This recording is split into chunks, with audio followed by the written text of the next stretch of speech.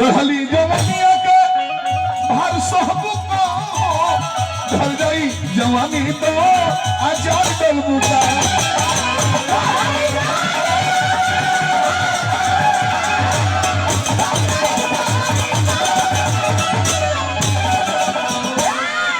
बाबा म्यूजिक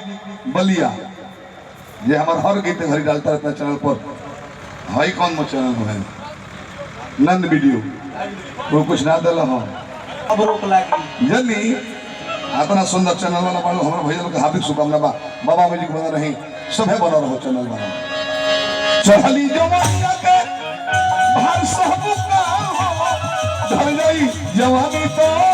आचार डलबू का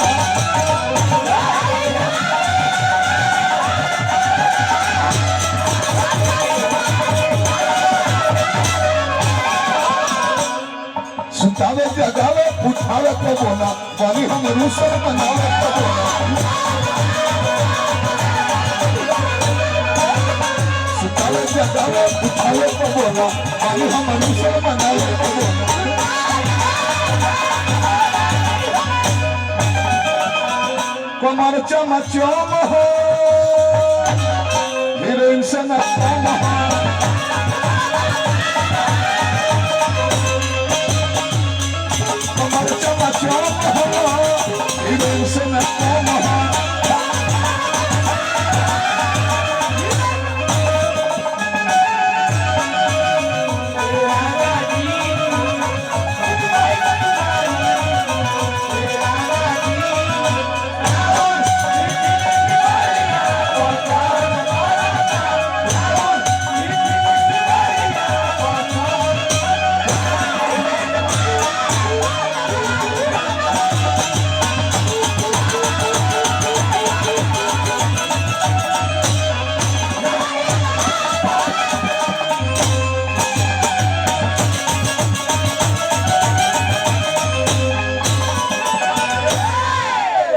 लयदार चित्र बाप रे बाप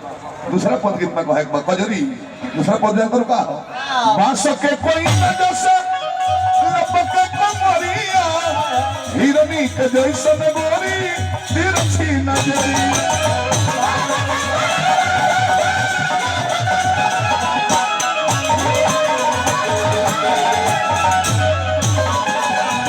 बांस के कोई न जैसे लपके कमरिया हिरनी के जैसे गोरी तिरछी नजर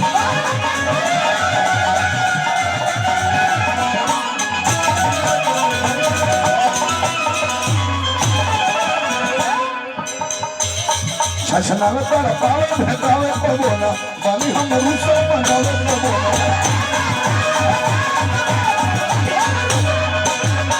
छछनावे पर पावे भेटावे को बोला बाली हम रूसो बनावे को बोला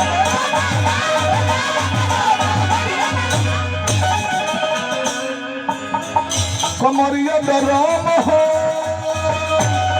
हीरोइन से न कम हो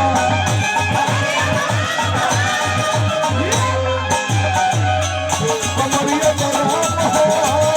हीरोइन से न कम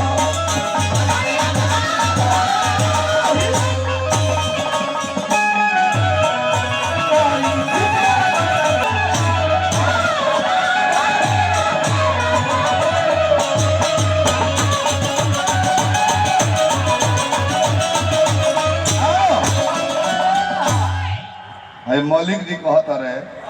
तू चौथा में पढ़े ले मौलिक जी कहले हम मान लो पहला में पढ़े तो लोग यही कहला कौन क्लास पढ़ता लड़का हो तो वो दूसरा के क्लास में पढ़ता रहे या तीसरा के क्लास में मौलिक जी कहला हम पहला में पढ़ी ले के क्लास में पढ़ता वही मेरे को सीख लेना वही पहला अब जब लड़का पढ़े बकर कौन पढ़े जब कॉलेज वाले को हम चिन्हत नहीं बकूंगा कथा नहीं कहो जैसे कहूँगा मुंह पर माइक बता मुंह पर माइक नहीं ऐसे तारा के कहो जन्नी अंतिम पद गीत का चिकन बाडू चिकन काम करा हो जनी अपना बदनाम करा हो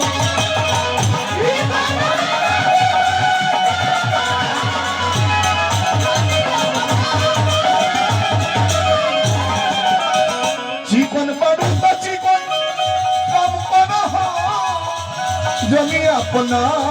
बदनाम करो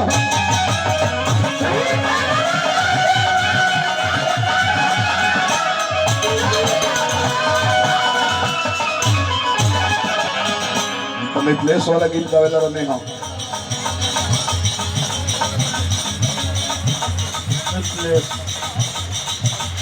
पना निकल